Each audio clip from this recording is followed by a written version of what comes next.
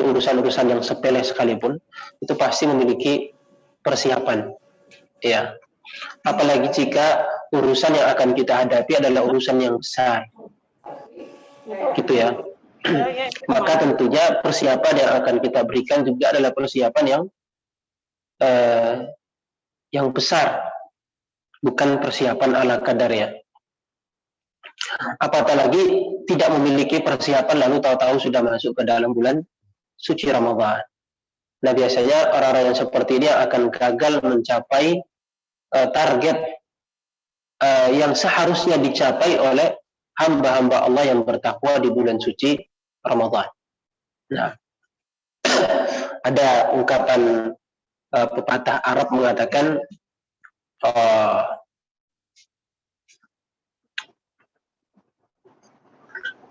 ya, jadi lupa juga ungkapannya. Sudah, ini ungkapan yang sudah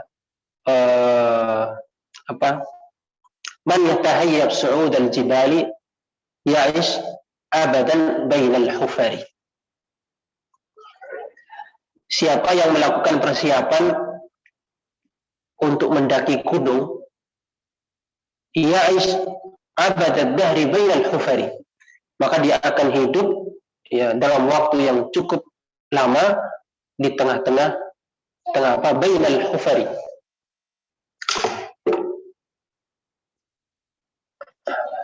Ada masalah? Bisa lanjut. Wa man yatahayyab su'ud al-jibali ya'ish abad ad-dahri bainal hufari. Ya. Siapa yang, ini ungkapan kata Arab ya, siapa yang mempersiapkan diri untuk mendaki gunung, maka dia akan hidup jaya di gunung itu, meskipun harus melewati lembah yang banyak berlubang, tapi dia akan tenang, akan sanggup untuk mendakinya, bahkan akan ya'ish abadat dahr, dia akan merasa enjoy ya meskipun sedang mendaki. Kenapa? Karena sudah dipersiapkan segalanya. Mentalnya sudah disiapkan, perlengkapannya juga sudah disiapkan. Ya, bisa dibayangkan kalau orang tiba-tiba baru bangun dari tidur lalu tiba-tiba diajak naik gunung, itu gimana gimana endingnya? Ya, masih mending kalau jatuh. Kalau pingsan gimana? Ya.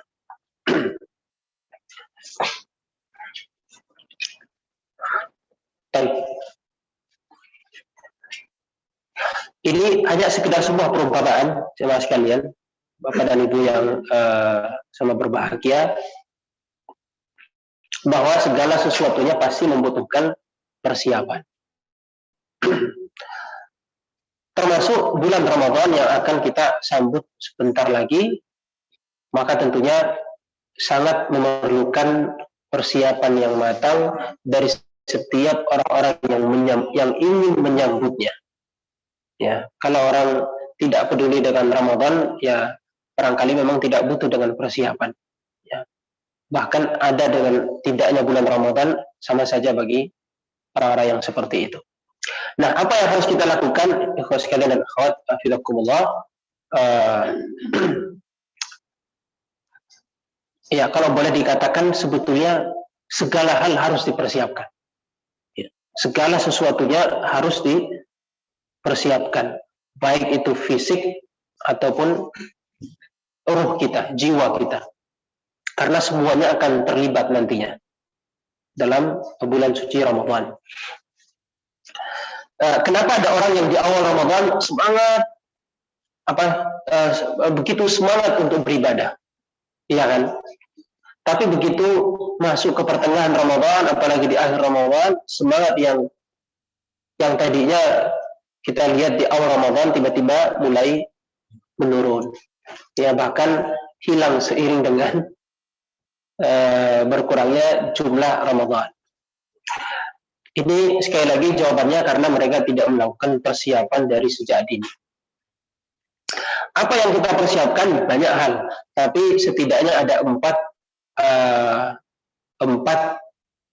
poin utama atau 4 hal utama yang harus kita persiapkan dari sejak sekarang. Nah, yang pertama, jemaah sekalian, hafizakumullah,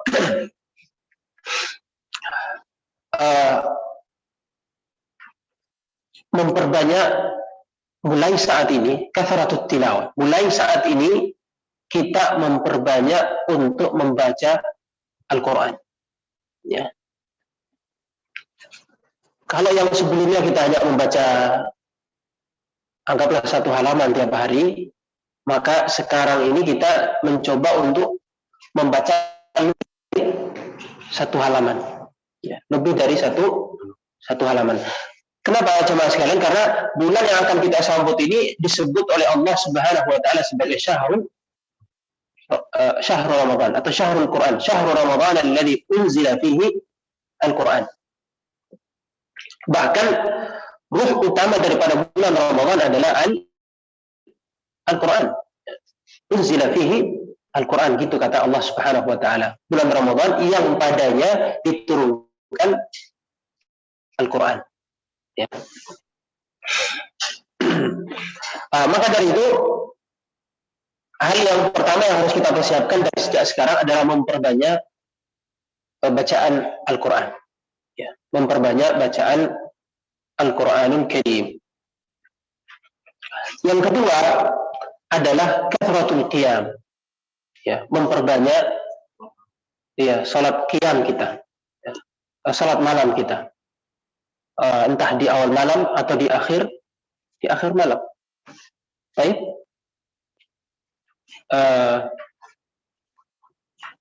Kenapa? Karena salah satu sifat atau salah satu amalan yang akan banyak nanti kita lakukan di bulan Ramadan adalah qiyamul lail. Adalah qiyam lail yang kita kenal dengan salat tarawih. Maka dari itu mesti kita persiapkan juga dari sekarang, gitu ya. Apakah itu 1 rakaat atau 3 rakaat ya, dengan salat witir yang kita lakukan di awal malam atau di akhir malam. Baik. Yang jelas ada pembiasaan dari sejak sekarang, agar nantinya kita tidak kaget ketika menemukan tiba-tiba imam salatnya 11 rakaat. Gitu ya, atau yang di beberapa masjid 23 rakaat. Karena tidak terbiasa sebelumnya, akhirnya apa yang terjadi? Ya, ikut salat juga, tetap salat, tapi dipersingkat sebisa mungkin. Ya, dipersingkat sebisa mungkin. Ya.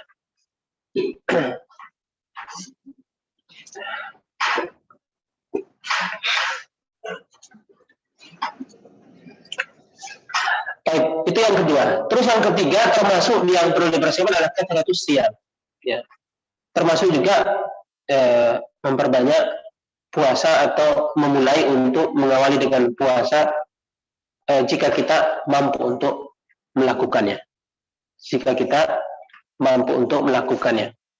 Ya. Nah, asal tidak maksa aja, gitu ya. Dipaksa dari awal, akhirnya Ramadan nanti sudah payah.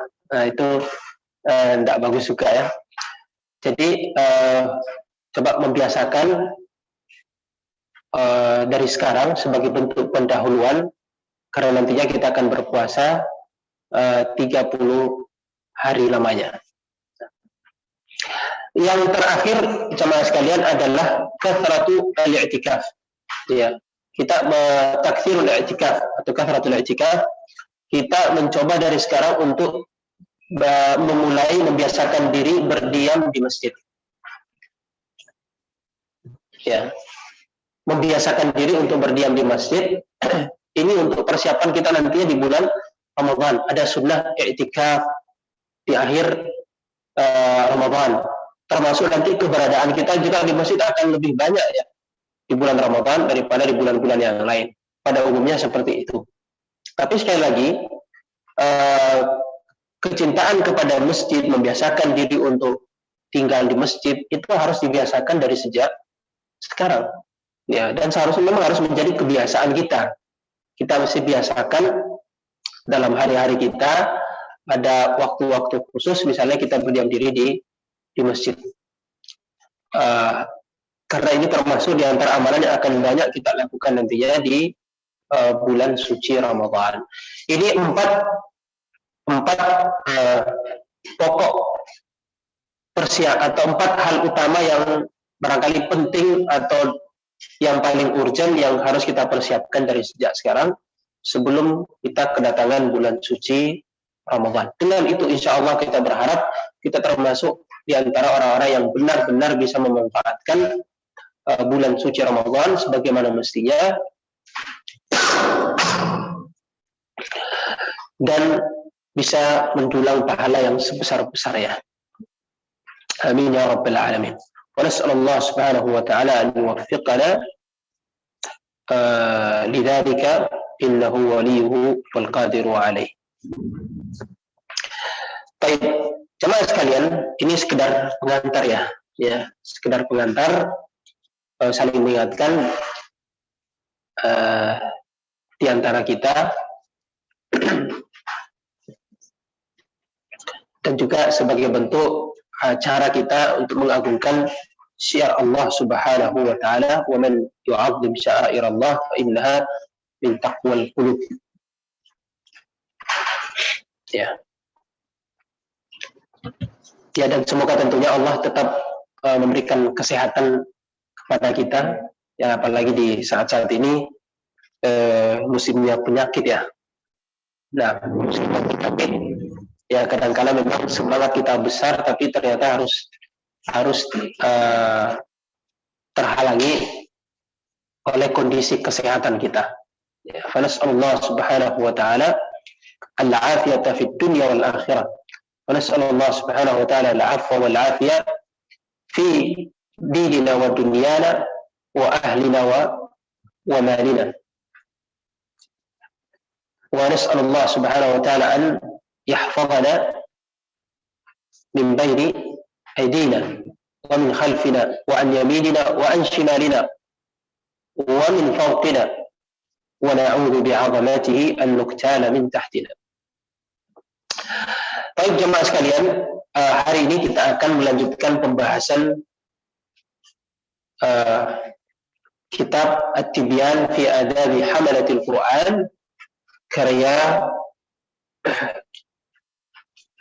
Al-Imam An-Nawawi rahimahullahu ta'ala.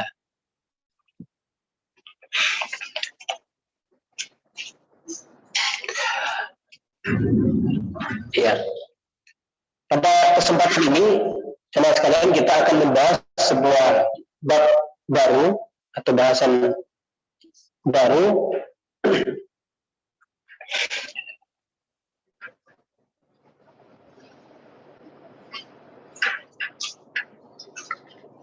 kalau di podcastnya di situ disebutkan mewaspadai niatan atau sifat ingin populer. Ini sebetulnya masih memiliki kaitan dengan bahasan yang sebelumnya yang terkait dengan adab seorang muallimul Quran wa muta'allim. Adab seorang pengajar Al-Quran atau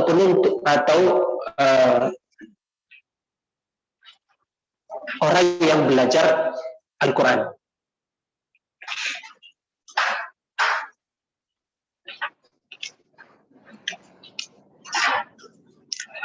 Kalau sebelumnya dijelaskan tentang pentingnya menjaga niat, termasuk tidak mengharapkan hasil duniawi, maka pada kesempatan kali ini, pada bab ini, Al-Imam An-Nawawi rahimahullah secara khusus akan menyajikan kepada kita tentang satu sifat yang harus kita hindari. Ya, satu sifat niatan yang harus kita hindari. Ya,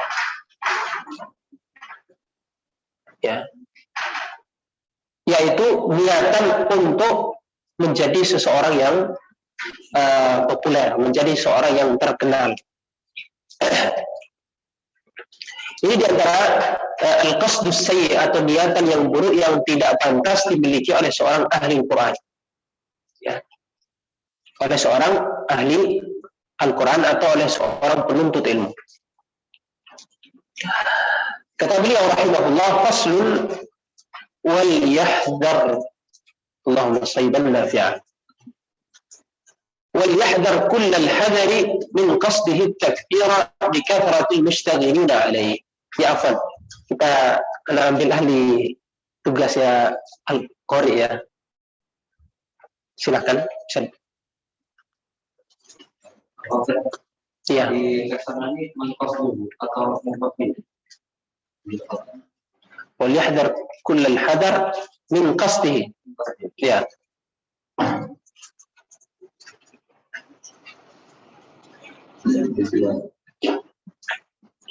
Itu di situ disebutkan man qasdu.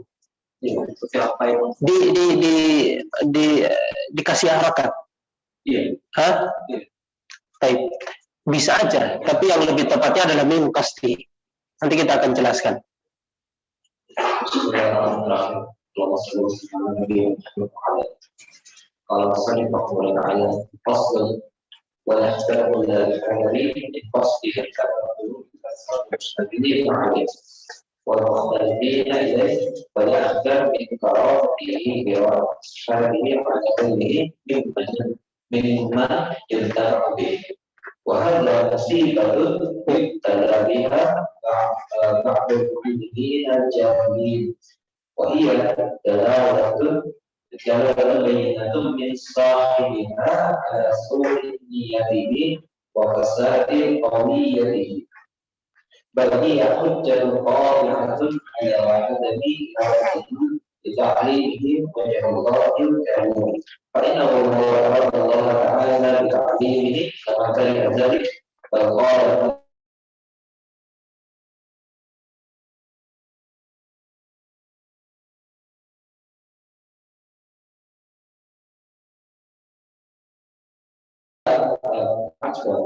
Fala ataba alaihi. Baik, ya. Monggo dibaca terjemahannya. Kenapa orang yang di hatinya sombong berlebihan? Karena ada banyak orang yang belajar padanya dan sering bermimpi datang menemuinya. Waspadai juga timbulnya rasa tidak senang jika orang yang biasa belajar padanya belajar kiroah pada orang lain. Ini adalah ujian yang biasa menimpa para guru yang masih bodoh. Yang mana hal ini menunjukkan bukti jelas keadaan niat dan batinnya yang buruk. Bahkan hal ini merupakan bukti pasti tidak adanya niat untuk melihat wajah Allah ketika mengajarkan. Jika dia memang meniatkan lillahi ta'ala, akan muncul rasa tidak suka itu. Sebaliknya, dia katakan pada dirinya, yang aku inginkan adalah nilai ketaatan dengan mengajarkannya dan aku telah melaksanakannya. Saat ini dia belajar pada orang lain untuk menambah ilmunya dan itu tidak salah. Ya, baik. Ya, ternyata setelah kita mendengarkan bacaan tadi ya, ternyata memang ada dua versi redaksi. Ya, makanya ya sebelum info kajian kita disebar, Anda sempat mengoreksi penjudulan yang disampaikan oleh panitia, gitu ya. Awalnya disebut sombong. Lalu saya koreksi dengan mengganti dengan kata populer. Nah, di mana sebetulnya pangkal permasalahannya dari kata at-takfir. Kalau di teks saya disebutkan at-takfir, di teks Qori kita disebutkan at-takabbur, gitu ya. Jadi bedanya di mana? Hurufnya sebetulnya sama, Yang beda di mananya yang beda? Di titiknya. Ya, yang di sini at-takfir berarti titiknya di atas gitu ya. Kalau yang di teksnya bukunya Qori kita, titiknya di mana? Di bawah. Ya. Titiknya di bawah. Jadinya huruf ba, titik 1. Titik 1. Baik.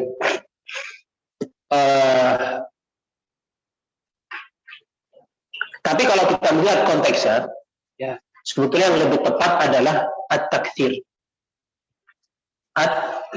At-takthir.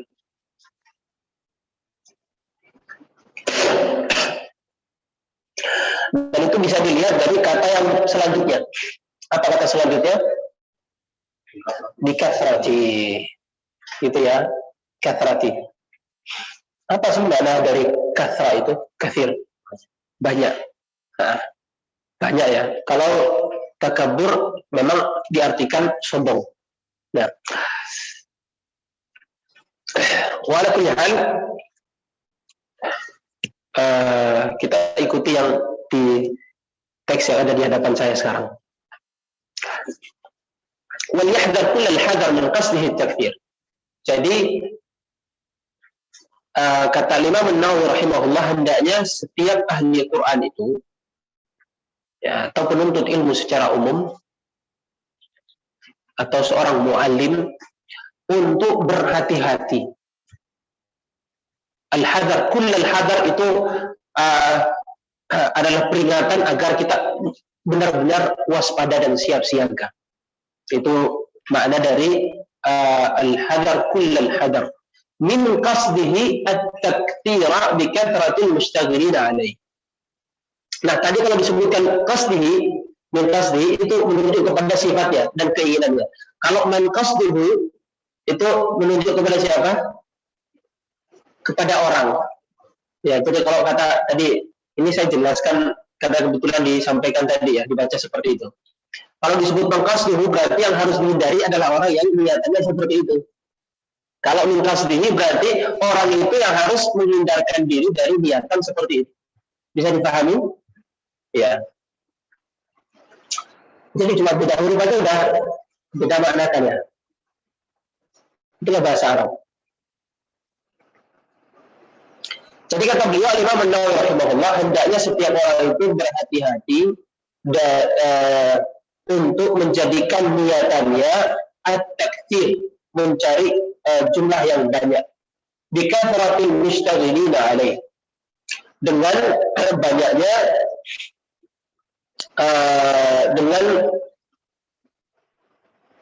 banyaknya orang yang mendatangi dia, wal mukhtalifina ilaihi, dan yang datang ke dalam majelisnya atau bertemu dengan dia ingin belajar Al-Quran atau belajar ilmu agama secara umum.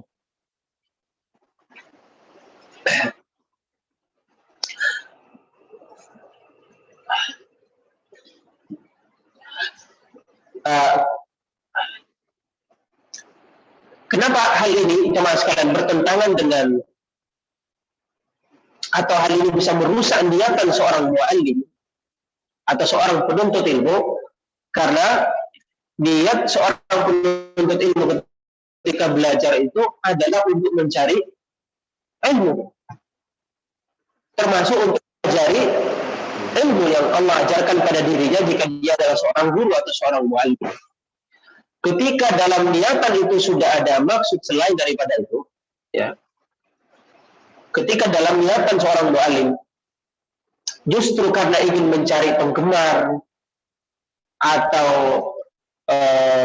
memperbanyak murid, pengikut, dan seterusnya, maka niatan yang tadinya karena Allah Subhanahu wa Ta'ala sudah berubah menjadi niatan karena ingin mencari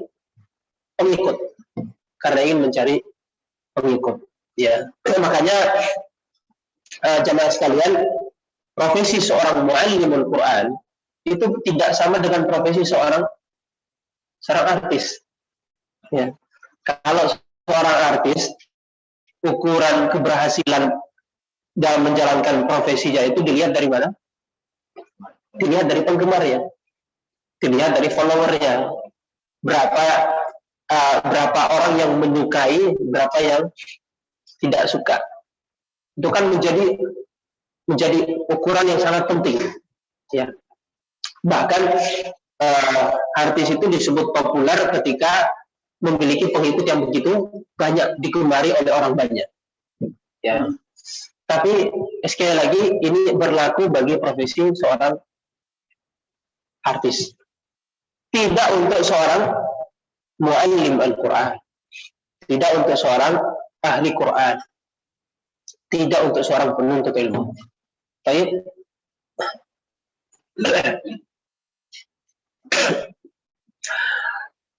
Yang pertama, jamaah sekalian, karena kebenaran itu tidak diukur dari sisi jumlah. Tidak bisa diukur dari sisi jumlah. Bahkan kata Ibnu Mas'ud radhiyallahu anhu, al-jama'atu ma wafaqa al-haq wa in kunta wahdak. Ya. Ahlus sunnah jamaah itu adalah apa yang sesuai dengan kebenaran meskipun engkau seorang diri, padahal namanya wal jamaah. Jamaah itu artinya lebih dari satu orang. Tetapi jika ternyata kita harus bersendiri dengan kebenaran dan itulah sebuah kebenaran, maka itulah kebenaran yang sesungguhnya. Maka itulah kebenaran yang sungguhnya. Jadi kebenaran itu tidak bisa dinilai dari karena si fulan banyak pengikutnya, lalu dia menjadi lebih benar daripada si fulan yang lainnya yang tidak lebih banyak pengikutnya, apalagi kalau sampai nggak ada pengikutnya sama sekali. Baik.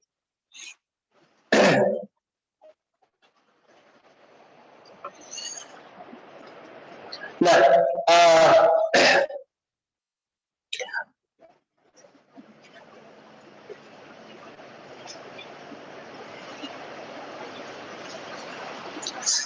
cuman pertanyaannya seperti ini. Kadang-kadang kita susah membedakan mana orang yang niatannya karena memang ingin menyampaikan sebuah kebenaran atau justru karena ada keinginan untuk mencari pengikut yang banyak. Susah kan membedakan? Iya. Kecuali kalau ditanya, dan pastinya tidak mungkin mengakui atau apalagi mengklaim bahwa memang niatannya untuk mencari pengikut. Tapi ada indikasi-indikasi yang bisa kita lihat, yang bisa dinilai. Ya.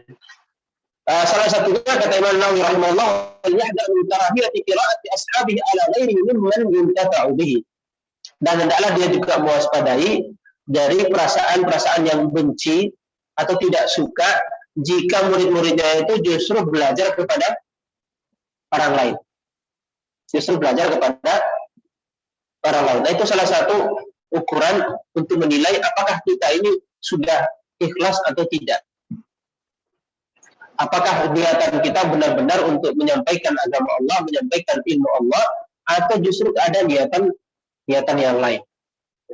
Wa hadhihi musibatun yubtala biha ba'dul muallimin al-jahilin. Ini musibah yang menimpa sebagian muallimin yang tidak mengerti atau tidak paham. Tidak mengerti dan tidak paham.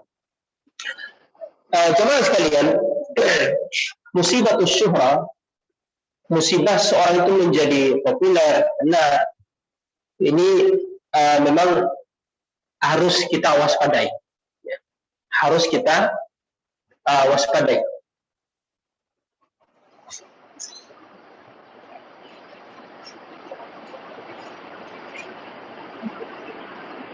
Ya.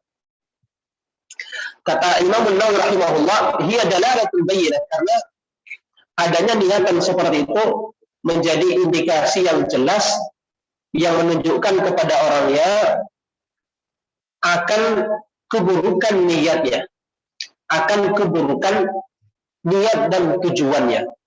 Wa hiya dalalatul bayyinatun min sahibiha ala su'i niyyatihi wa fasadi qawiyatihi.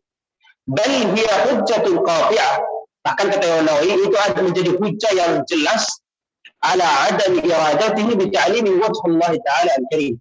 Itu menjadi penanda yang jelas bahwa orang ini memang tidak menginginkan wajah Allah Subhanahu wa ta'ala.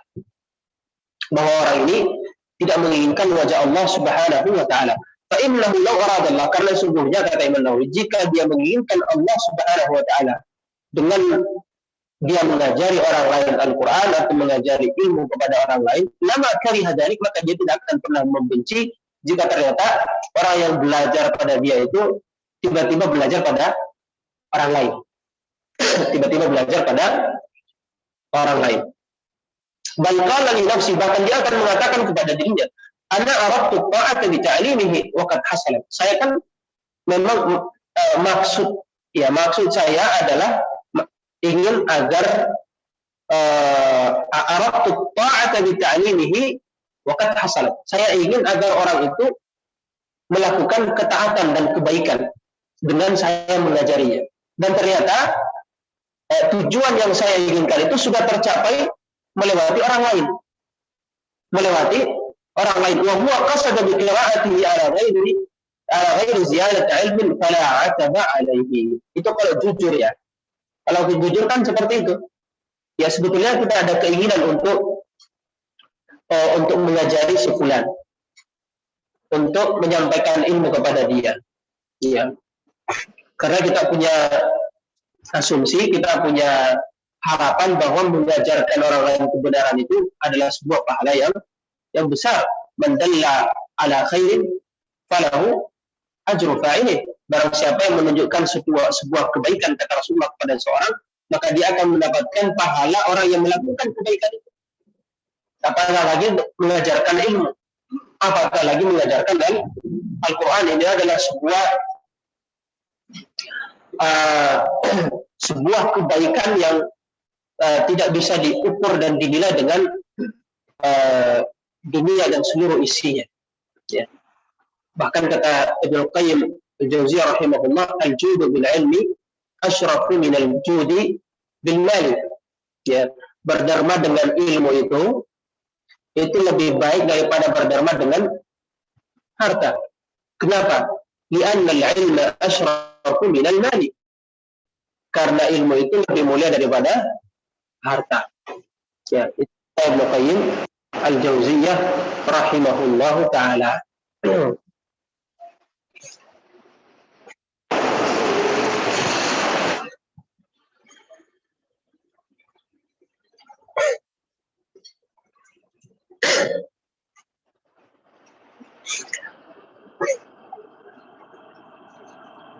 Ya, jemaah sekalian,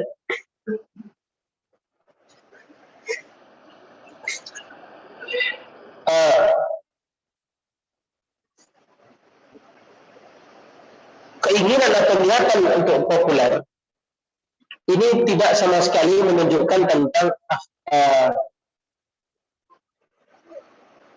akhlak seorang hamil Quran. Dahulu para salaf, orang-orang saleh terdahulu, mereka sangat membenci apa yang disebut dengan asyuhrah. Ya, apa yang disebut dengan asyuhrah. Nanti kita akan sampaikan beberapa perkataan dari dari para ulama terkait dengan persoalan ini. Namun intinya seorang qari, seorang hamil Quran tidak boleh meniatkan sedikit pun di dalam hatinya dengan dia belajar Al-Quran atau mengajarkan Al-Quran untuk mencari pengikut yang banyak, untuk mencari pengikut yang banyak. Pertanyaannya, tapi kalau misalnya ya pada kenyataannya pengikutnya banyak, apakah kita langsung menghukumi bahwa orang itu niatannya buruk? Terus apa maksud dari Al-Imam An-Nawawi rahimahullah agar kita waspada dan hati-hati? Waspada dan hati-hati kan artinya mesti dijauhi, itu kan ya. Tapi kalau seandainya, ya, dan itu yang kita harapkan tentunya, ketika kita mengajarkan Al-Quran atau mengajarkan ilmu, lalu ternyata banyak yang mendengarkan dan banyak yang datang mendengarkan apa yang kita ajarkan. Apakah itu menjadi bukti bahwa niatnya buruk?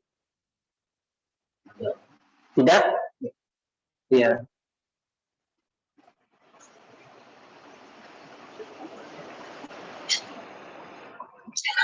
Ya, jawabannya jemaah sekalian, ya kembali kepada apa yang dia niatkan. Ya, kembali kepada apa yang dia niatkan.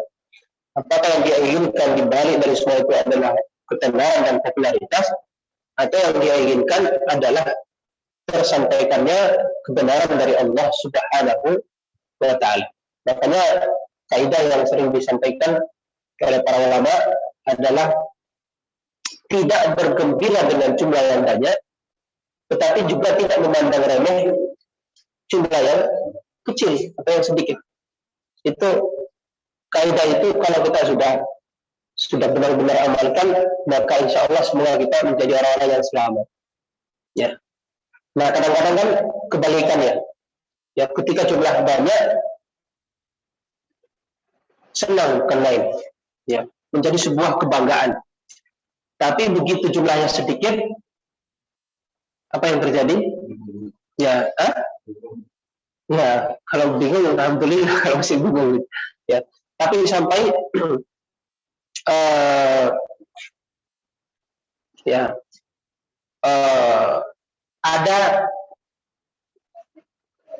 ada kecemasan dalam dirinya, ada kecemasan dalam dirinya, atau tidak suka dengan keadaan seperti itu, tidak suka dengan keadaan seperti itu. Ada yang sampai bahkan meninggalkan, tidak belajar hanya karena para yang datang belajar ke dia hanya 1-2 orang, hanya satu dua orang. Maka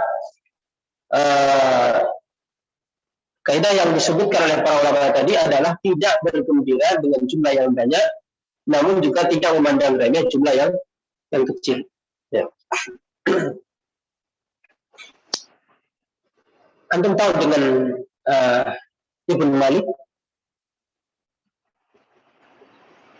pengarang kitab Alfiyah Ibnu Malik. Jadi ada sebuah kitab Nahwu ya, yang menjadi referensi utama bagi siapapun yang ingin belajar bahasa Arab. Kalau masih belajar Al-Jurubiyah, itu kesannya ya mungkin masih belajar pemula gitu ya. Tapi kalau orang sudah belajar Alfiyah Ibnu Malik, itu artinya dia sudah berada pada tahapan yang tinggi dari ilmu bahasa Arab. Anak-anak pasti tahu Alfiyah Ibnu Malik, bahkan dihafalkan oleh para penuntut ilmu atau anak-anak pondok.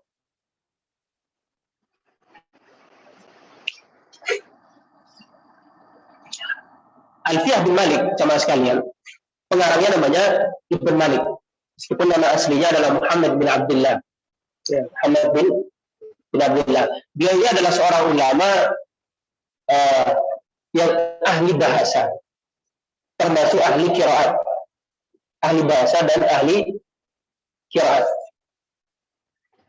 Tapi disebutkan dalam sejarahnya bahwa di zaman beliau, ya seringkali beliau tidak didatangi oleh satu orang murid sekalipun. Subhanallah.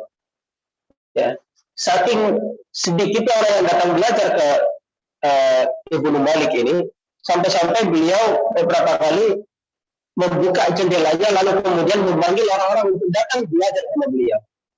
Tapi juga tidak ada yang datang. Bisa dibayangkan ya. Kalau sekarang mungkin protesnya sudah dibagi-bagi kemana-mana, ya, dan tidak ada orang yang datang. Ibnu Malik rahimahullah, meskipun dia seorang ulama yang ahli bahasa, termasuk ahli qiraat, tapi ternyata di zaman dia itu disebutkan sangat sedikit orang yang belajar kepada beliau. Sangat sedikit orang yang belajar kepada beliau. Artinya murid-muridnya tidak banyak. Tetapi jamaah sekalian, sampai hari ini sampai hari ini siapapun yang ingin belajar bahasa Arab mesti memakai kitab siapa? Alfiyah Ibnu Malik. Subhanallah. Alfiyah Ibnu Malik.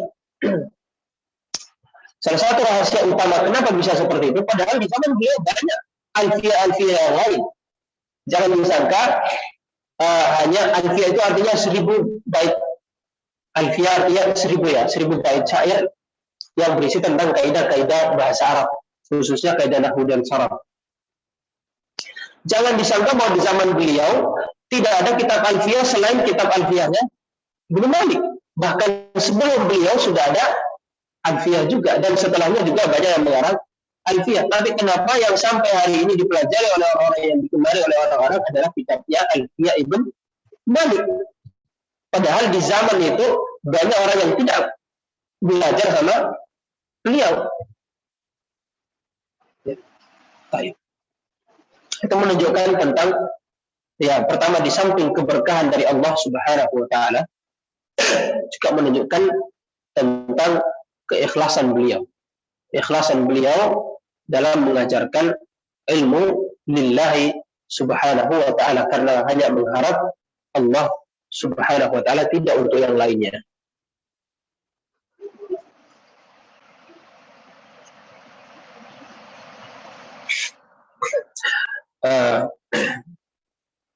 Dari sini kita bisa mengambil kesimpulan bahwa dalam mengajarkan ilmu, termasuk dalam mengajarkan Al-Quran, ya, di sini kan banyak yang berprofesi sebagai pengajar Quran juga, ya. Keberkahan dari apa yang kita ajarkan itu tidak diukur dari berapa banyak orang yang belajar sama kita, ya. Bukan dari berapa banyak orang yang belajar dari kita, tapi keberkahan itu akan Allah berikan yang berdasarkan kesungguhan dan upaya kerja keras kita dalam mengajarkan Al-Quran, termasuk dalam mengajarkan ilmu Allah Subhanahu wa ta'ala. Jadi, ada para ulama, para masyayikh yang hanya mengajar 1-2 orang murid dalam kurun waktu yang bertahun-tahun lamanya, dan tetap disiplin. Bahkan boleh jadi 1-2 orang murid yang kita ajarkan itu dari sisi keberkahan melebihi 100 murid. Melebihi 100 murid. Bisa saja kita mengajari 100 orang, tapi hampir tidak ada keberkahan yang bisa kita dapatkan. Mungkin karena muridnya tidak antusias, atau tidak perhatian, atau bermalas-malasan. Kan seperti itu, ya. Kadang-kadang kita menemukan ternyata 1-2 orang murid itu yang ternyata lebih mendatangkan keberkahan, yang lebih banyak mendatangkan keberkahan. Salah satunya adalah Ibnu Malik yang kita sampaikan tadi. Disebutkan oleh para ulama bahwa meskipun beliau tidak memiliki murid yang begitu banyak, tapi ya konon kabarnya, ya, salah satu murid yang pernah belajar sama beliau adalah siapa? Al-Imam An-Nawawi rahimahullah ta'ala, pengarang daripada kitab yang sedang kita bahas pada hari ini. Ya, coba bayangkan, ya, kalau seandainya kita ditanya, ya, mau dikasih 100 murid tapi tidak berkualitas, atau dikasih 1 murid tapi kualitasnya seperti Imam An-Nawawi rahimahullah, kira-kira dari sisi keberkahan lebih berkah yang mana? Baik. Nah,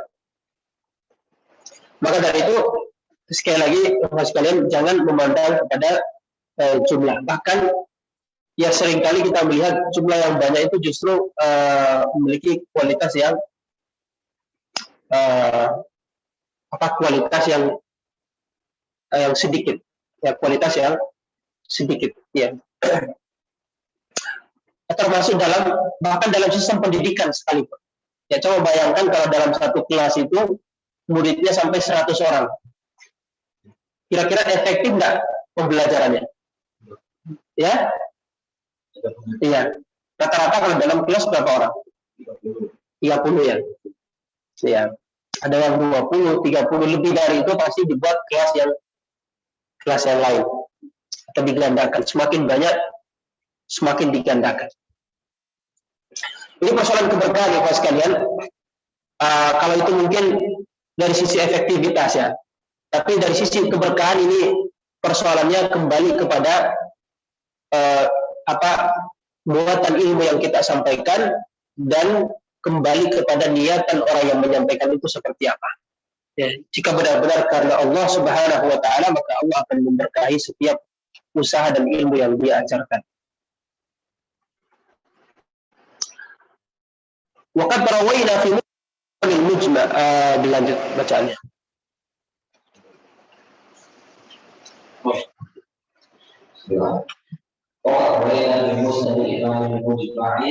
Ya, sebelumnya ini suaranya tidak terganggu ya, meskipun hujan kayak gini tidak terganggu suaranya. Baik.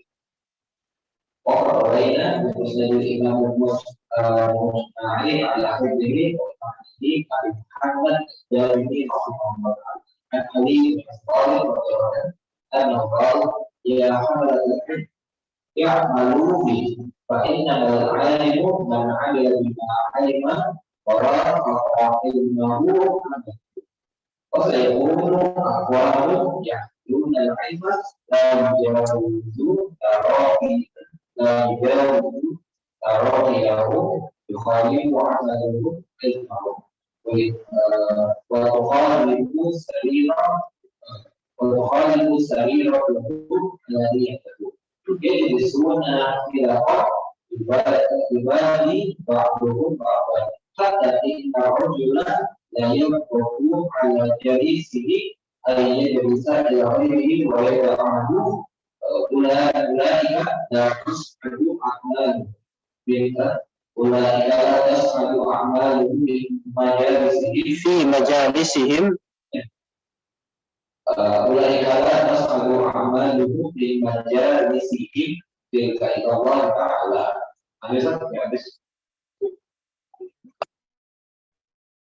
Ya.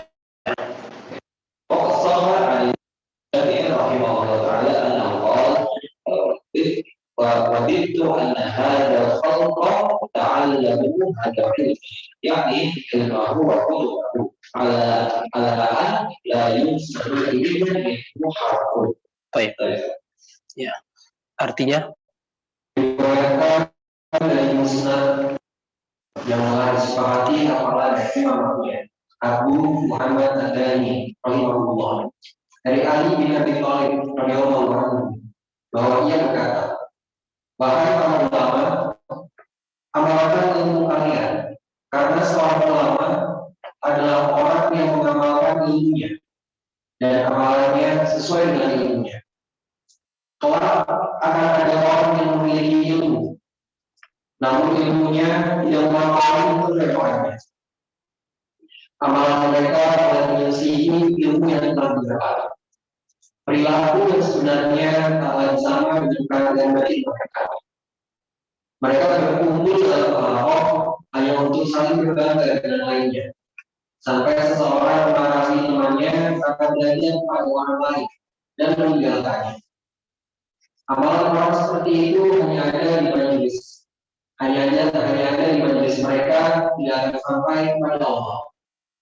Kemudian diriwayatkan secara sahih dari Imam Syafi'i rahimahullah bahwa dia berkata, saya senang orang-orang mempelajari ilmu ini, yakni ilmu dan buku-buku beliau. Jika saja mereka tidak menghubungkan satu huruf pun pada saya. ya. Baik.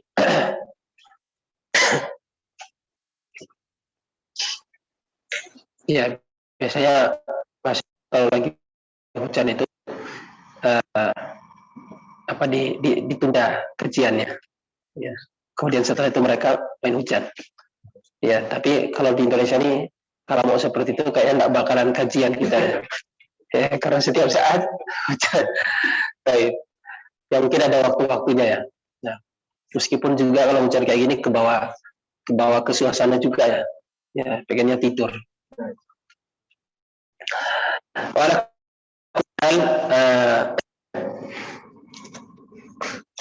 Tapi seorang penuntut ilmu itu tidak terpengaruh dengan situasi apapun juga. Tidak terpengaruh dengan situasi apapun juga, mau dingin, mau panas, mau suasana, bahkan dalam suasana wisata pun dia tetap memanfaatkan untuk belajar. Baik. Ini disebutkan waqad rawayna fi musnad al-imam al-mujma' ala hifdhihi wa imamatihi Abi Muhammad ad-Darimi rahimahullahu taala. Disebutkan dalam musnadnya ad-Darimi, ya, sebuah riwayat yang dinukil dari Ali bin Abi Thalib radhiyallahu anhu. Beliau pernah mengatakan, ya hamalatal ilm, wahai para pembawa ilmu.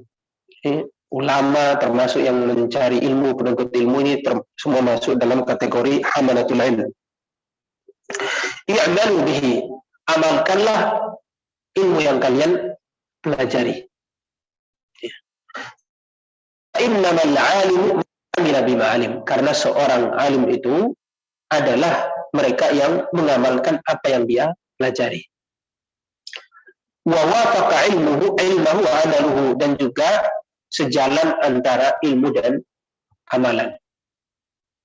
Wa sayakunu aqwamun yahmiluna al-ilm, kata Ali bin Abi Thalib radhiyallahu anhu, akan ada sebuah kaum di mana mereka itu membawa ilmu. Ilmunya banyak, tetapi yujawizu taraqiyahum, ilmu yang dibawa itu, ilmu yang dipelajari itu tidak melewati di situ disebutkan ya, tara itu jamak dari turqwa. Ini turqwa yang ini nih, antara apa namanya yang rongkongan sama pundak. Mungkin diistilahkan ya bagi kita ini tenggorokan, ya, masuk wilayah tenggorokan semuanya. Ya. Intinya jemaah sekalian, ilmu yang dia pelajari itu tidak sampai ke mana? Tidak sampai ke dadanya, tidak sampai ke hatinya. Yujawizu taraqiyahum, tidak melewati tenggorokannya, hanya sampai sini, hanya sekedar ucapan, pemanis kata-kata yang indah, retorika, penuh dengan argumentasi dan seterusnya. Hanya sebatas itu. Hanya sebatas itu. Ya. Tapi tidak sampai ke as-sadr. Makanya kenapa Islam, para ulama itu membenci ilmu kalam.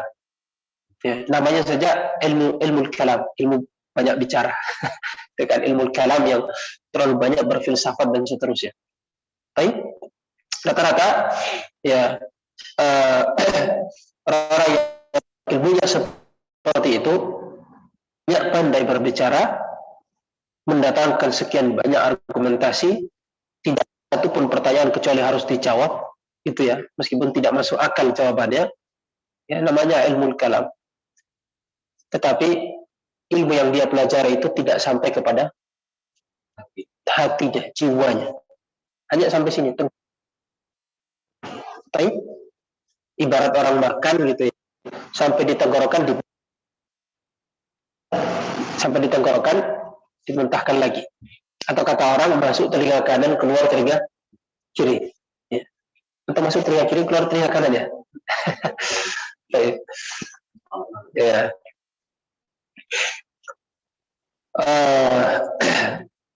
Wa sayakunu aqwamun yahmiluna al-ilma la yujawizu taraqiyahum. Akan ada sebuah kaum yang membawa ilmu la yujawizu taraqiyahum, tapi ilmu yang dibawa itu tidak melewati tenggorokannya. Artinya bermanfaat sama sekali ilmu itu pada dirinya, masuk ke dalam jiwanya, maka jangan lagi mengharap bahwa dia akan mengamalkan ilmu yang dia pelajari. Yukhalifu amaluhum, ya, ciri-cirinya orang yang seperti itu, kata Ali bin Abi Thalib radhiyallahu anhu, amalannya menyelisihi ilmunya yang dia pelajari, ya, menyelisihi ilmunya. Wa tukhalifu sariratuhum alaniyatuhum, termasuk yang nampak secara zahir, kelihatan dari dirinya, berbeda dengan apa yang tersembunyi dalam dirinya. Yang tersembunyi dalam dirinya nampaknya bagus, casing bagus, tapi ternyata isinya buruk.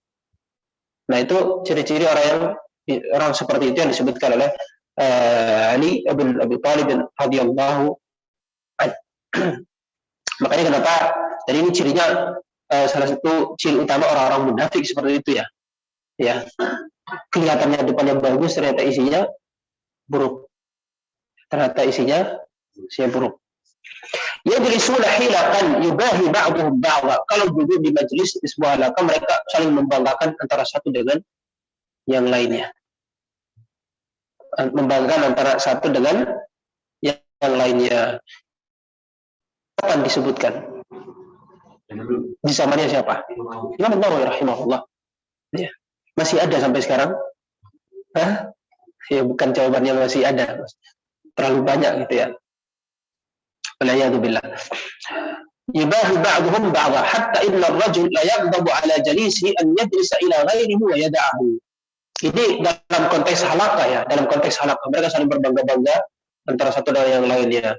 Bahkan ada di antara mereka yang akan murka jika salah seorang dari mereka itu pindah ke majelis yang lain. Pindah ke majelis yang lain atau ke halaqah yang lain. Nah, ini dalam konteks halaqah. Sekarang tidak hanya dalam konteks itu, berlaku dalam konteks jamaah sekalipun. Ya, jamaah si fulan akhirnya tidak menghindari jamaah si fulan ya, dengan berbagai alasan-alasan tertentu. Ya. Dijadikannya sebagai konsep al-wala wal bara. Ya. Apa itu konsep al-wala wal bara? Masalah loyalitas dan tidak loyal. Ya. Padahal masih kaum muslimin. Ya. Padahal loyalitas yang intima ya, kebersamaan dan loyalitas itu sepenuhnya diberikan kepada siapa? Kepada orang-orang beriman. Kepada orang-orang beriman. Meskipun mereka memiliki kesalahan, tetapi orang-orang beriman ini tetap lebih baik daripada mereka yang tidak beriman kepada Allah Subhanahu wa ta'ala.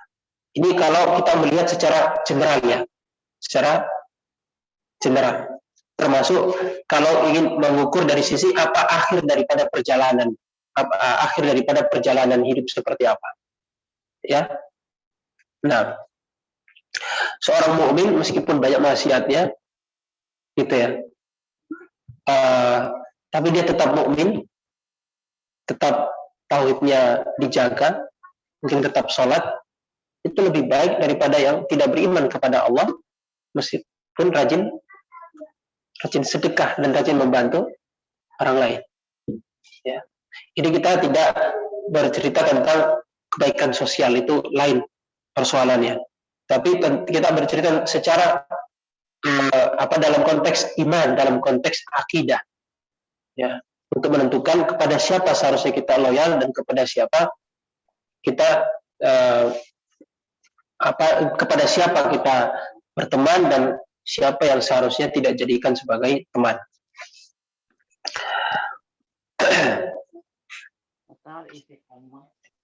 Ulaika la tas'udu a'maluhum fi majalisihim tilka ila Allah Ta'ala. Kalau kondisinya seperti itu kata Nawawi rahimahullah, maka amalan-amalan mereka itu tidak bisa la tas'ud, tidak bisa naik dan diangkat lalu untuk menjadi sebuah amalan di sisi Allah Subhanahu wa ta'ala. La tas'udu a'maluhum fi majalisihim tilka ila Allah ta'ala. Karena jemaah sekalian, amalan yang ikhlas itu, amalan yang baik itu pasti semua akan naik kepada Allah. Ya. Amalan-amalan itu akan dibawa naik menuju Allah Subhanahu wa ta'ala.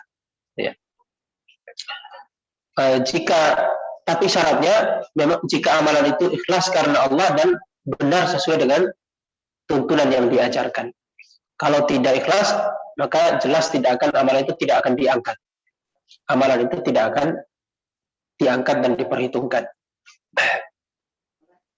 وقد صح عن الإمام الشافعي رحمه الله تعالى أنه قال وجدت أن هذا الخلق تعلموا هذا العلم يعني علمه وكتبه على أن لا ينسب إليه حرف منه.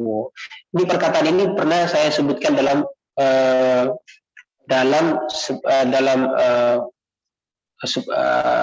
dalam satu kesempatan, entah bulan yang lalu atau sebelumnya. Ini dinukil dari Al-Imam Asy-Syafi'i rahimahullah. Wadidtu an hadzal khalqa, kata Imam Asy-Syafi'i, saya itu ingin agar orang-orang ta'allamu hadzal ilm, mempelajari ilmuku. Apa yang beliau sampaikan, termasuk apa yang beliau tuliskan di kitab-kitabnya. Kata beliau, saya ingin orang-orang itu belajar dari ilmuku, ala alla yunsaba ilayya harfun minhu, tanpa ada satu huruf pun yang dinisbatkan atau disandarkan kepadaku. Itu kata siapa? Imam Syafi'i. Ya, jadi Imam Syafi'i menginginkan seandainya ilmunya beliau itu bisa dirasakan, bisa dipelajari oleh semua orang tanpa orang tahu bahwa itu adalah ilmunya Imam Syafi'i rahimahullah. Ya, bisa seperti itu.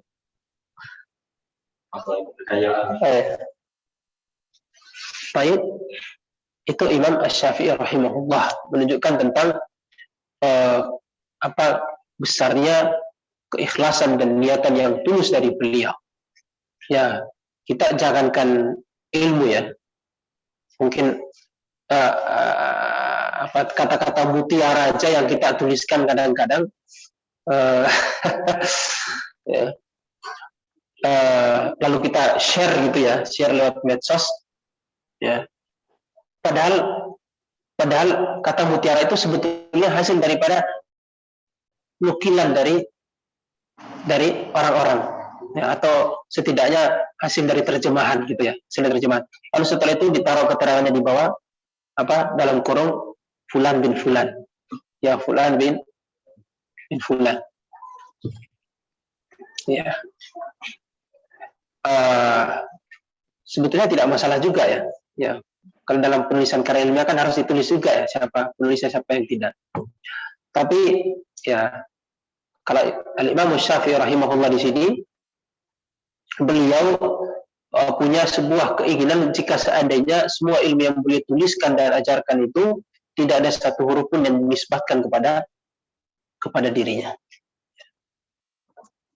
Tapi bukti dan kenyataannya ilmu-ilmu yang dituliskan oleh beliau, yang disampaikan oleh beliau, itu ternyata bisa sampai dan kita pelajari sampai hari ini, yang dipelajari oleh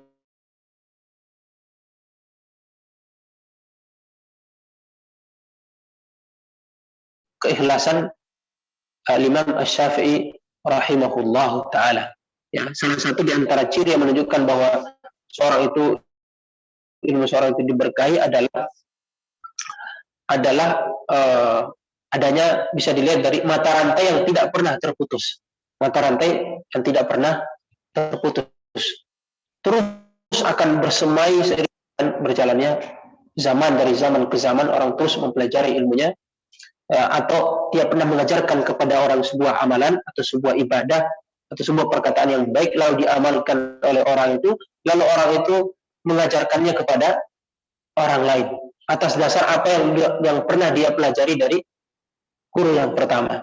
Lalu begitu seterusnya silsilahnya. Kadang-kadang kita tidak bisa merunut silsilah itu, dan pasti Allah hafizun alim ya, termasuk syahid. Allah maha menyaksikan segala sesuatunya. Allah tahu silsilah ilmu yang pernah kita ajarkan dari fulan, kemudian fulan mengajarkan ilmu itu kepada orang lain atas dasar yang pernah kita ajarkan. Allah tahu semuanya. Dan itu akan kita tuai, kelak akan kita lihat semua itu di yaumil qiyamah, ketika Allah sudah membagi-bagi amal kebaikan kita. Ya. Dan itulah letak keberkahannya. Akhwat sekalian, jamaah sekalian. Kadang-kadang satu ilmu yang kita ajarkan ternyata memiliki keberkahan yang tidak pernah kita sangka sebelumnya. Ya. Tapi sekali lagi kembali kepada kepada niatan kita dalam mengajarkan ilmu itu. Jika benar-benar karena Allah Subhanahu wa taala, maka insya Allah apa yang kita ajarkan meskipun sederhana, itulah yang akan bermanfaat untuk orang lain. Itulah yang akan bermanfaat untuk orang lain, meskipun hanya mengajarkan alif ba ta ja.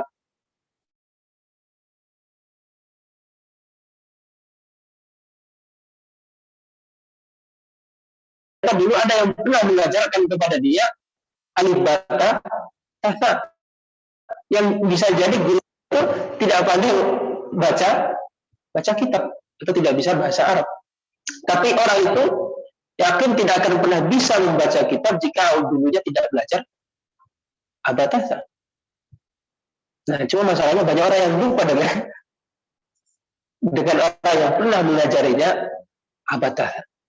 Ya, padahal ya kata ulama salaf kita, siapapun yang aku pernah belajar darinya satu hadis, dua hadis, maka aku menjadi abd bagi dia. Ya, aku menjadi hamba bagi dia. Ya. Baik. Nah, ini yang menjadi masalah kalau musibah guru lupa dengan muridnya. Ya, ada yang lebih parah lagi, malah mencaci gurunya, merasa lebih pintar dari gurunya. Wa'iyadzubillah, ini tentunya musibah di antara fitnah yang bisa timbul dari ilmu itu sendiri. Makanya apa yang diajarkan oleh Imam Syafi'i rahimahullah ini menjadi penting untuk kita ketahui. Ya. Pantas tidak seorang Imam Syafi'i menisbatkan apa yang beliau katakan terhadap dirinya? Beliau adalah seorang alim, imam. Ya.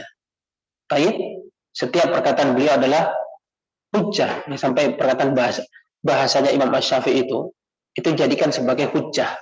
Apa artinya hujjah itu? Sebagai dalil untuk mengukur gitu ya. Ini kata ini benar atau tidak. Ya, kalau sudah disebut Imam Syafi'i berarti itu ya ibaratnya kalau kita di bahasa Indonesia ingin menilai bahasa ini baku atau tidak, lihat aja Imam Syafi'i itu nyebutin apa enggak. Atau kalau pernah disebutkan sama Imam Syafi'i berarti bahasa itu baku dan benar. Ya, sampai segitunya. Apalagi kita yang tidak sampai seujung kuku dari Imam Syafi'i rahimahullah ta'ala. Apakah hanya Imam Syafi'i? Tidak. Ya, semua ulama-ulama yang kita kenali hari ini juga sama seperti itu. Ya. Di antara kisah yang pernah disebutkan terkait dengan persoalan ini, apa yang pernah dialami oleh Imam Malik rahimahullah, Imam Darul Hijrah. Imam Malik itu datangnya sebelum apa sesudah Imam Syafi'i? Sebelum Imam Syafi'i. Baik. Ya, buktinya Imam Syafi'i pernah menjadi murid dari Imam Malik. Imam Malik rahimahullah punya kitab yang sangat fenomenal, namanya kitab Al-Muwatta. Kitab Al-Muwatta. Kalau di zaman kita sekarang itu ada sama dengan Sahih Bukhari. Iya. Tapi Sahih Bukhari munculnya setelah Al-Muwatta. Kitab Al-Muwatta ini, jamaah sekalian, ini diklaim oleh Imam Asy-Syafi'i rahimahullah sebagai kitab yang paling benar ya setelah Al-Qur'an yang ada di bawah kolong langit. Ya. Setelah Al-Qur'an itu kata siapa? Imam Syafi'i rahimahullahu ta'ala. Ya. Dan Imam Syafi'i pernah menghafalkan seluruh isi Al-Muwatta sebelum beliau mempelajari isinya. Sebelum ketemu dengan pengarangnya, dengan gurunya, beliau sudah hafalkan hanya dalam hitungan beberapa hari. Lalu kemudian setelah itu beliau datang membawa kitab itu dan belajar kepada orangnya langsung. Padahal usianya masih belasan tahun. Nah, jadi kalau kira-kira Imam Syafi'i mengatakan seperti itu ya kira-kira kita tidak mungkin lagi untuk membantah pengakuan dari Imam Syafi'i rahimahullah. Membaca aja belum.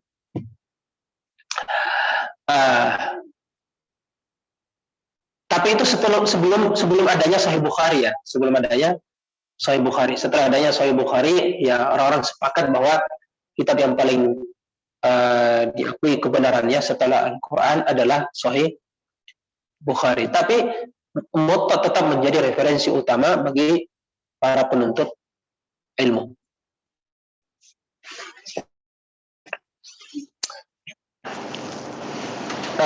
Saking luar biasanya Imam Malik, termasuk karya beliau yang sangat fenomenal ini, Al-Muwatta, Sampai-sampai seorang khalifah yang bernama Al-Mansur, Abu Ja'far Al-Mansur, ya, khalifah di zaman itu, di zaman Abbasiyah, beliau pernah meminta izin kepada Imam Malik untuk menjadikan kitab Al-Muwatta itu sebagai referensi utama yang dipedomani oleh seluruh kaum muslimin di seluruh negeri Islam. Ya, ada tujuan supaya tidak ada perselisihan. Jadi Ja'far beliau seorang alim juga. Bahkan termasuk beliau yang menyarankan Imam Malik untuk menuliskan kitab Al-Muwatta itu. Cuman karena beliau disibukkan dengan kekhilafaan, akhirnya beliau tidak bisa menuliskan karya-karya seperti itu. Lalu beliau mengamanahkan kepada Imam Malik rahimahullah untuk menuliskan kitab Al-Muwatta. Ya, setelah kitab itu tertulis, beliau meminta kepada Imam Malik agar menyetujui keinginan dari Abu Ja'far Al-Mansur agar kitab Al-Muwatta itu dijadikan referensi utama. Jadi semua negeri kaum muslimin itu berpedoman kepada kitab itu. Dalam segala fatwa, termasuk peradilan, dalam qadha dan berbagai macamnya. Apakah diterima oleh Imam Malik? Kata Imam Malik, la taf'al. Jangan engkau lakukan, wahai khalifah. Jangan engkau lakukan itu. Biarkanlah manusia mencari apa yang mereka ketahui. Panjang alasannya, intinya beliau tidak ingin keinginan khalifah pada saat itu benar-benar dilakukan. Nah, padahal kesempatan sudah di depan mata gitu ya. Kesempatan yang mengatakan itu adalah seorang khalifah yang setiap perintahnya pasti akan dilakukan oleh seluruh rakyatnya. Tapi permintaan seperti itu meskipun menggiurkan, ya, di sisi kepopuleran, ya, pengaruh itu kan sangat kuat ya. Tapi sama sekali tidak diterima oleh Al-Imam Malik rahimahullah. Ya. Tidak hanya di situ, bahkan Harun al-Rasyid juga pernah meminta kepada beliau agar Muwatta itu digantung di Ka'bah. Ya, Ka'bah supaya menjadi penanda bahwa inilah kitab yang harus menjadi pedoman untuk semuanya. Tapi beliau sama sekali tidak setuju dan menolak keinginan-keinginan seperti itu. Ya, baik.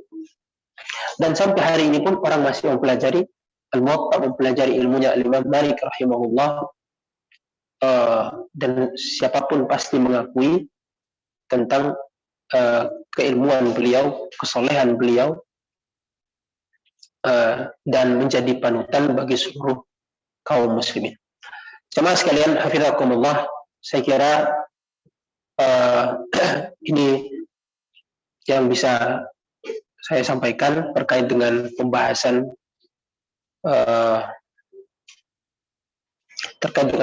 kita pada sore hari ini, ya, dan semoga Allah Subhanahu wa taala menjadikan ilmu yang kita pelajari menjadi ilmu yang benar-benar berberkah, melahirkan sebuah amalan, tidak seperti orang-orang yang ilmunya hanya sampai di tenggorokannya dan tidak sampai ke dadanya, tidak sampai ke dalam hatinya. Ilmunya tidak sejalan dengan amalannya, masuk yang nampak darinya tidak mencerminkan apa yang tersembunyi dalam hatinya. Ya, orang-orang yang seperti itu adalah tidak sama sekali memberikan, yang ilmunya tidak memberikan manfaat untuk dirinya. Karena Allah Subhanahu wa taala an yu'allimana ilman nafi'a wa na'udzu bihi min ilmin la yanfa'. Innahu waliyyu dzalika wal qadiru alaihi, wa sallallahu wa sallam ala nabiyyina Muhammadin wa ala alihi wa sahbihi ajma'in.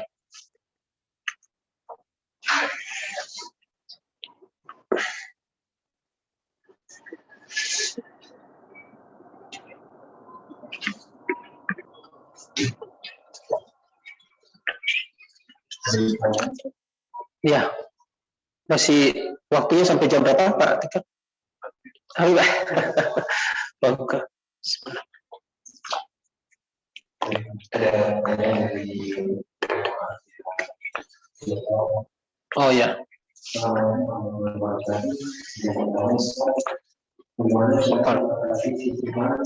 yang selalu berpasangan buruk pada orang yang cuma berbicara dengan kembali dengan diskusi. Padahal kita hanya cuma berbicara tentang sesuatu yang pada akhirnya membuat iman itu merasa atau merasakan kalau kita berbicara fisik juga padahal sebenarnya itu ahli agama mengaji tapi terkadang kalau bicara kita menjadikan biasa orang lain. Wah, banyak sekali ya pertanyaannya. Ya, Insya Allah. Ya, intinya tentang apa tadi ya? Gibah, menceritakan kejelekan orang lain. Berprasangka. Kesimpulan yang selalu dipasangkan itu pada orang yang sedang bicara berbisik. Idza kuntum thalatha fala yatanaja ithnani duna akhar, kata Rasulullah. Jika kalian bertiga, maka jangan sampai dua orang itu berbisik-bisik lalu meninggalkan satu orangnya, yang lain menyendiri. Itu dalam kondisi apa? Dalam kondisi bermajelis, bayangkan. Ya, mungkin tidak ada maksud yang lain, hanya karena kita tidak ingin orang itu mengetahui apa yang sedang kita bicarakan. Baik, tapi kata Rasulullah, la yatanajat nani duna akhar. Tidak boleh dua orang itu berbisik-bisik ketika mereka sedang bertiga, ya, tanpa melibatkan orang yang ketiga. Meskipun maksudnya baik, tapi pasti akan menimbulkan kecurigaan. Ya, lalu apa yang kita lakukan? Ajak dia juga untuk ikut bersama dengan kita, gitu ya. Atau setidaknya minta izin. Ya, ada sesuatu yang ingin saya sampaikan dan penting dan mungkin tidak perlu untuk disampaikan. Tapi itu pun seandainya bisa dihindari. Ya, karena bagaimanapun juga pasti akan muncul sebuah kecurigaan. Ya, itu dalam situasi normal. Lalu bagaimana dengan orang yang memang membisikkan orang lain dengan maksud untuk menghina atau menceritakan kejelekannya? Subhanallah. Ya, makanya inilah bahaya lisan. Bahaya lisan, jamaah sekalian.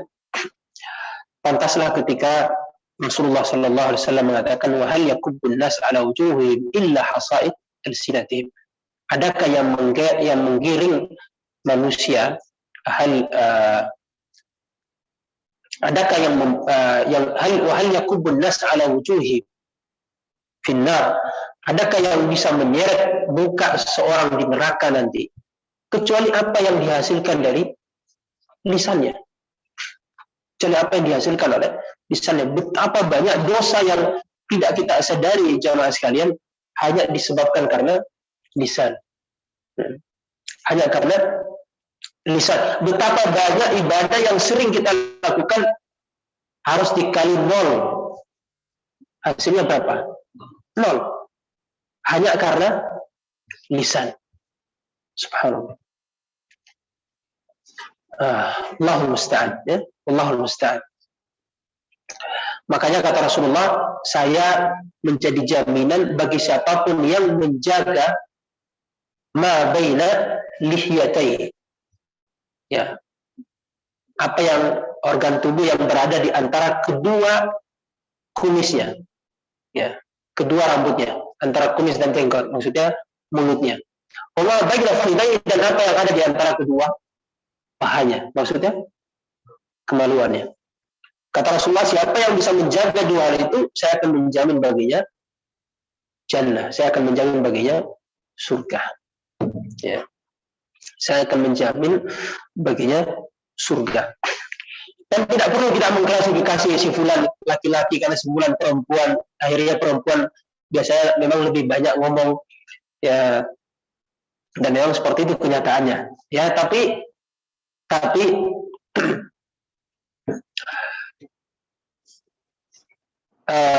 bukan menjadi dasar bahwa seorang laki-laki bisa selamat. Yang bahkan banyak justru seorang laki-laki yang lidahnya lebih sering kepleset dari dari perempuan. Yang mungkin ya modelnya aja yang berbeda.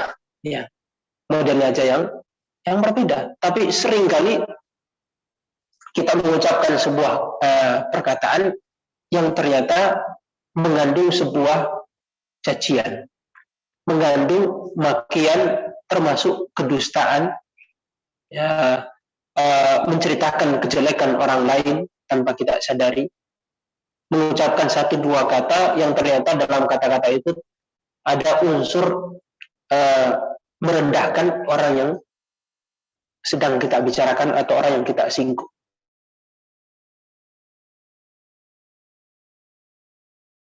Dan tidak memperhatikan, ya, dan tidak memperhatikan. Kadang-kala mungkin kita menginginkan sebuah kebaikan, tapi subhanallah, namanya syaitan itu bisa menjerumuskan kita dalam hal bahkan yang kita anggap sebagai suatu hal yang baik sekalipun. Mungkin kita ingin memberikan sebuah perumpamaan, ya, untuk menasihati orang lain, tapi kita salah mengambil perumpamaan sehingga kita menceritakan orang lain.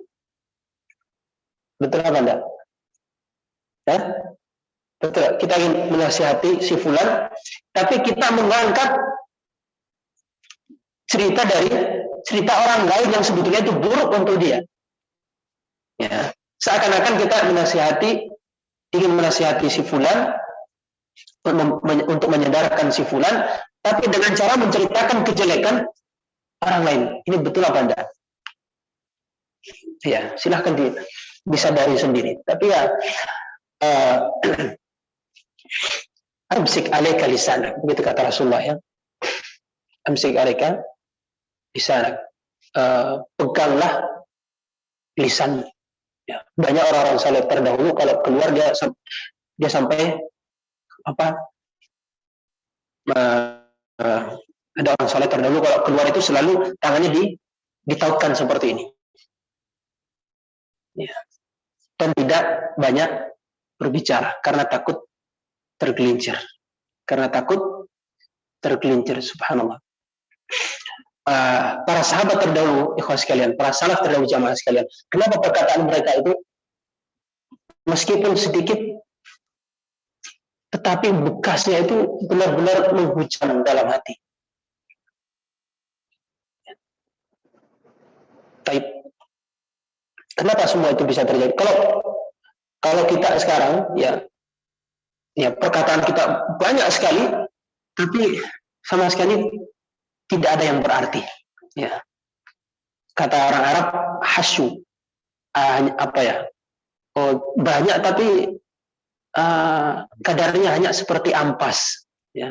Hasyu, tidak memiliki la ma'na fi, tidak ada makna yang bisa dijadikan sebagai sebuah pembelajaran. Kalau salaf terdahulu, satu dua kata mereka ucapkan, tapi benar-benar memiliki makna yang dalam. Orang bisa belajar dari apa yang mereka katakan. Ya, orang bisa belajar dari apa yang mereka katakan. Bahkan kadang-kadang ya satu dua kata itu benar-benar menjadi sebuah motivasi hidup bagi kita. Ya, cobalah bandingkan ya. Perkataan-perkataan orang yang datang belakangan dengan ungkapan-ungkapan yang pernah diucapkan misalnya oleh seorang sahabat Ibnu Umar atau Ibnu Abbas, Ibnu Mas'ud radhiyallahu anhu. Bukankah kita sering sekali menyebutkan berkata Ibnu Mas'ud, berkata Ibnu Abbas, berkata Ibnu Umar, ya, termasuk berkata Imam Asy-Syafi'i, berkata Imam Malik rahimahullah, ya, bandingkan dengan perkataan kita hari ini. Bandingkan dengan perkataan kita hari ini. Dan itu banyak pengaruhnya. Ya, banyak hal atau faktor-faktor yang mempengaruhi kenapa kok perkataan mereka itu benar-benar menimbulkan bekas dalam bagi siapapun yang mendengarnya. Ya. Kenapa? Pertama, karena sebagaimana disebutkan mereka itu para salaf adalah asdaqun nasi qalban. Mereka adalah orang yang paling tulus hatinya, termasuk yang benar lisannya, dan yang paling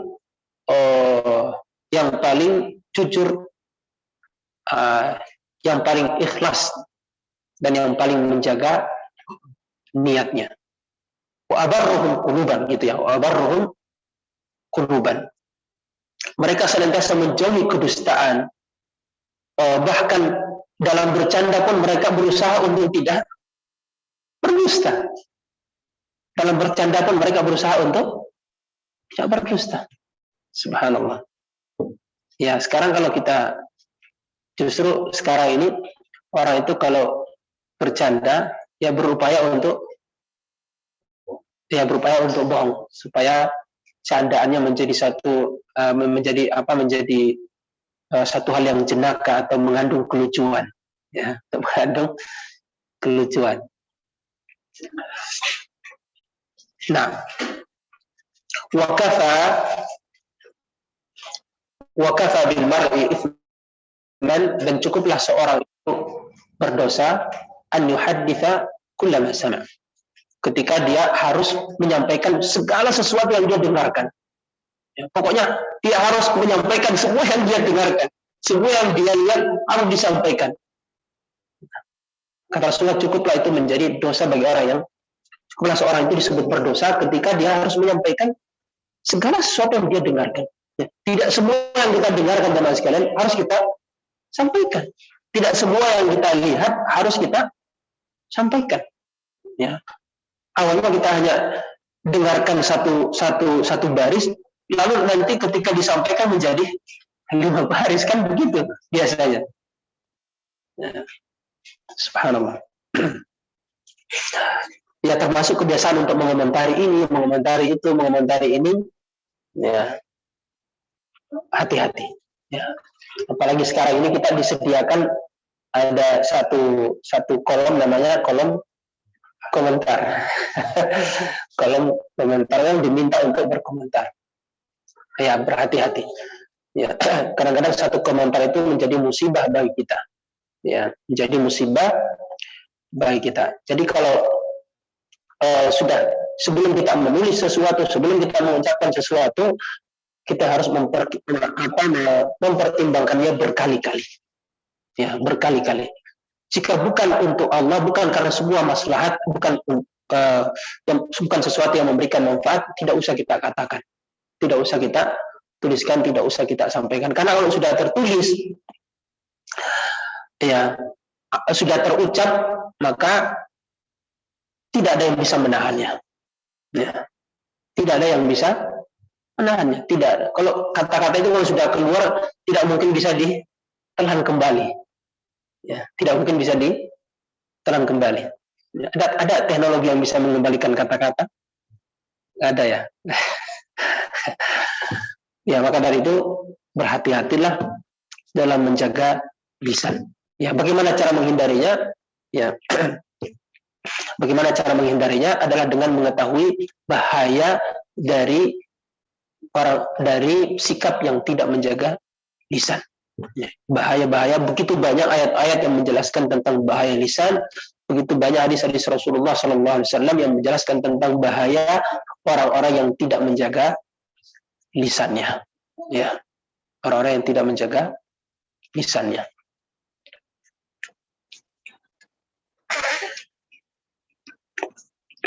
Dan kunci untuk bahagia itu adalah tidak banyak menceritakan orang lain, termasuk tidak banyak berburuk sangka kepada orang lain. Ya, orang yang paling sengsara itu adalah orang yang selalu menceritakan orang lain, selalu berburuk sangka kepada orang lain. Ya. Nah, termasuk orang yang ingin mencari keridhaan setiap orang. Ya. Itu juga itu orang yang akan stres nantinya. Ya, orang yang akan stres. Sementara ghayatun nasi la tudraku, keridhaan manusia itu tidak akan pernah bisa dicapai. Ya, tidak akan pernah bisa dicapai. Anda itu bisa dicapai, maka orang yang paling bisa mencapainya adalah Rasulullah Sallallahu Alaihi Wasallam. Tapi sampai beliau pun tetap dibenci oleh sebagian orang. Taib. Wallahu a'lam bishawab. Bagaimana tapi bila orang mengajar ini mengajarkan. Ya, membicarakan kemampuan kita itu masih segini. Pas bermajelis, gimana sih kalau belajar bahasa Inggris? Masih membicarakan istilah kemampuan ilmu kita yang belajar. Kita hanya sikapnya di mana kita menghindari ulama atau pengajar seperti ini, atau seperti bahasa kita yang menjadi kita ini. Oke. Pengajar itu selesai belajar. Sekarang gimana? Oh, masih segini. Merendahkan maksudnya. Kita nggak tahu tujuan pastinya, tapi kita merasa kenapa saya belajar memang saya masih berkait bisa bicara dengan orang lain. Sehingga sikapinya menghindari belajar dengan orang ini. Nah, sikapnya salah dengan sebaiknya kita bisa memastikan dari dunia. Taib. Ya. Ini saya tidak paham betul bagaimana kasusnya ya. Ya karena ini tidak detail disampaikan apa yang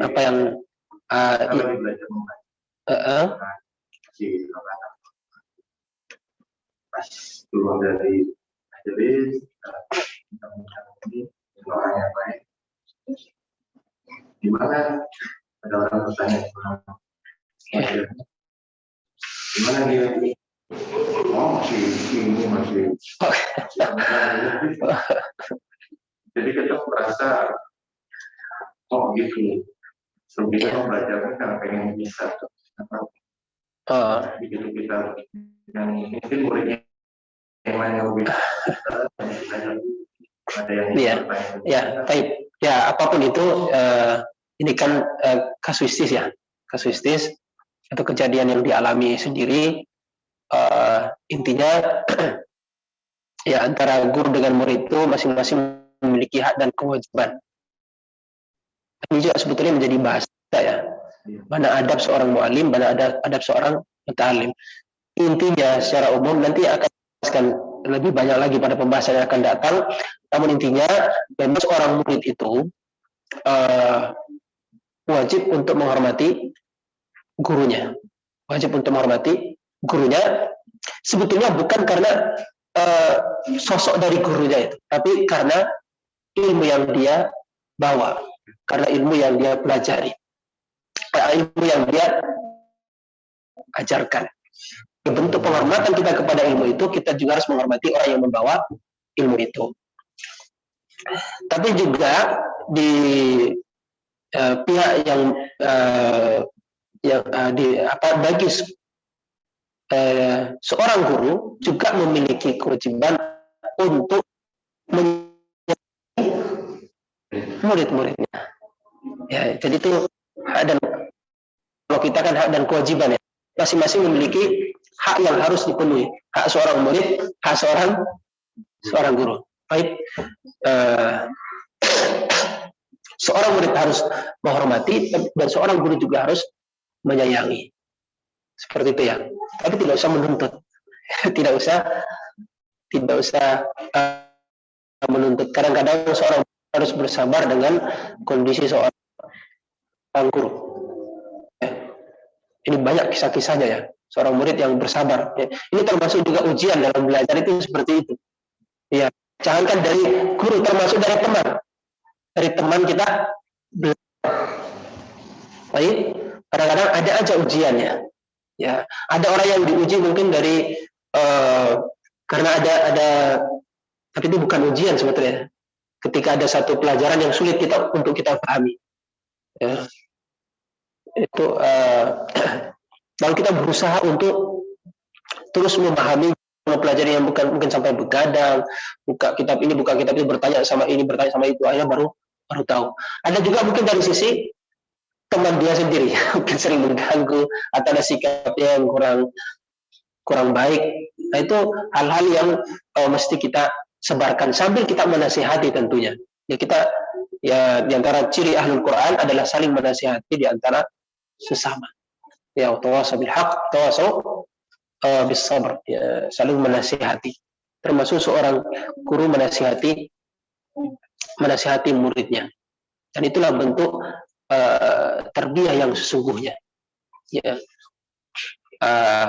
Dan itu yang dilakukan oleh Rasulullah Sallallahu Alaihi Wasallam. Beliau senantiasa menasihati para sahabatnya dan tidak pernah melewatkan sebuah momentum kecuali beliau menyampaikan sesuatu yang bermanfaat untuk mereka, sesuatu yang bermanfaat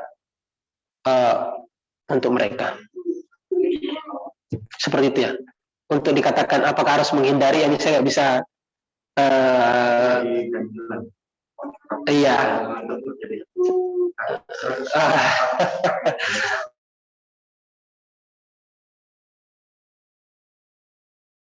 Ya, seorang guru juga bukan seorang malaikat yang tidak pernah bersalah. Gitu ya. Ini masalahnya kalau guru ditempatkan sebagai malaikat. Ya, begitu ada kesalahannya, akhirnya harus dicaci dan dihindari. Ya, memang ada kesalahan-kesalahan tertentu yang harus dihindari.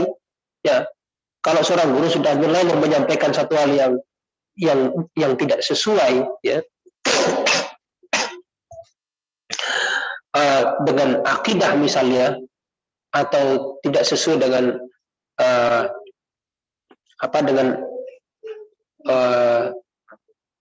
dengan sunnah Rasulullah Sallallahu Alaihi Wasallam yang jelas, ya, untuk menilai juga sesuai atau tidak, nggak boleh sembarangan, ya. Maka jelas kita harus hindari. Tapi kalau ada kesalahan-kesalahan tertentu, ya, yang bisa dimaklumi, maka itu jangan sampai menjadi alasan bagi kita untuk meninggalkan belajar. Tidak belajar hanya karena melihat ada sebuah kesalahan tertentu. Mau dimanapun Anda belajar, kalau itu prinsipnya tidak akan pernah bisa belajar. Ya, meskipun memang ya bagi seorang murid atau seorang pelajar, ya, harus pandai-pandai mencari guru. Dan untuk menilai seorang guru itu ya banyak kriteria sebetulnya, tapi setidaknya ada dua hal yang harus menjadi mi'yar atau barometer yang menjadi tolak ukur bagi kita. Pertama, dari sisi ilmu itu sendiri, ya, memang guru itu pantas untuk mengajarkan ilmu, itu memiliki ilmu. Dan yang kedua, dari sisi wara' dan ketakwaan. Ya, dari sisi wara' dan ketakwaan. Ya. Lepas dari dua itu, maka berhati-hati. Ya. Karena kata Ibnu Sirin rahimahullah, ya, agama ini, ilmu ini adalah agama bagi kalian. Falyanzur ahadukum, maka hendaklah setiap orang di antara kalian melihat kepada siapa dia mengambil agamanya. Tapi sekali lagi, seorang murid atau seorang penuntut ilmu dituntut untuk bersabar. Ya, bersabar dengan kondisi yang ada, dengan situasi yang ada, bersabar dengan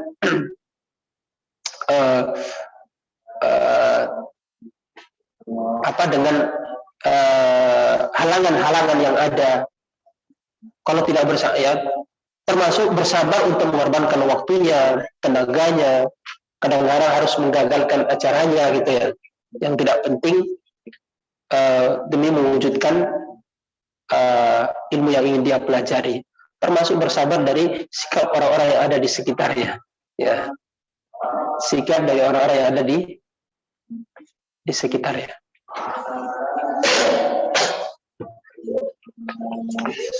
Baik.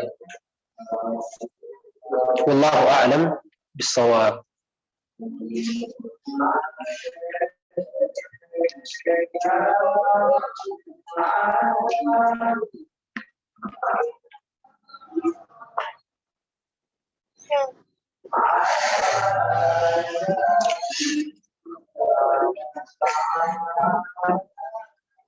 Ya, cukup ya.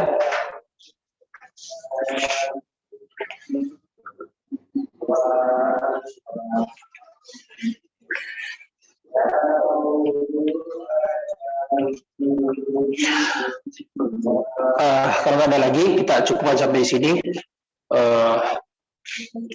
Ya, sebentar lagi juga akan masuk waktu maghrib. Ya, semoga apa yang kita pelajari hari ini benar-benar bisa mendatangkan manfaat, bernilai amalan, dan kita bisa kokoh istiqamah untuk menjalankan setiap apa yang setiap apa yang kita pelajari,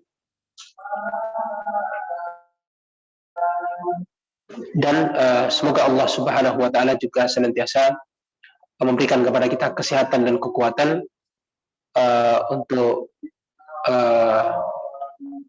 tetap menjalankan apa yang Allah Subhanahu wa taala perintahkan kepada kita dengan cara yang terbaik. Alladzina yattabi'una al-qawla wa yattabi'una ahsana. Wa nas'alullah Subhanahu wa taala an yuwaffiqana jami'an lima yuhibbu wa yarda wa an yusaddida khutana. Wa akhiran kita tutup dengan membaca doa kafaratul majlis. Subhanakallahumma wa bihamdika asyhadu an la ilaha illa ant astaghfiruka wa natubu ilaik. Wa sallallahu wasallam ala nabiyyina Muhammadin wa ala alihi wa sahbihi ajma'in. Assalamualaikum warahmatullahi wabarakatuh.